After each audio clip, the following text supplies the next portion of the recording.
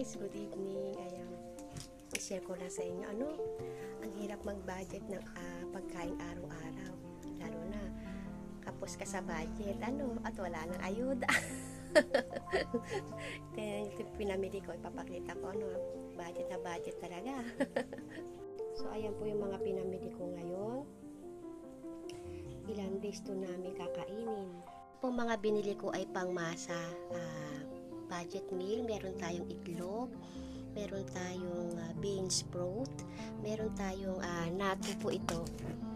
Tapos itlog, meron tayong ito parang kikiam, ito tofu, tokwa, meatball, meron tayong hotdog, ayan broccoli, tinapay, at yung balat ng manok, ayan. Dami, no?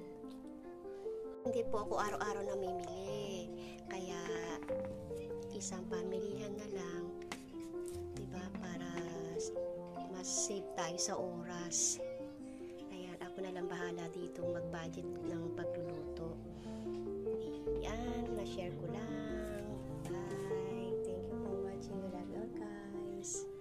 Mag-budget po tayo ng maayos at mahal po ang mga bilihin ngayon, mga idol. Ayan, na-share ko lang po.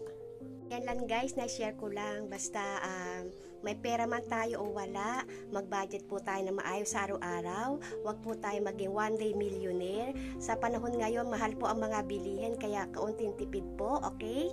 Ayan, mag-ingat po kayo lahat at kumain tayo ng sa tamang oras. At yan, mabuhay po kayo hanggat gusto nyo. Bye! I love you guys.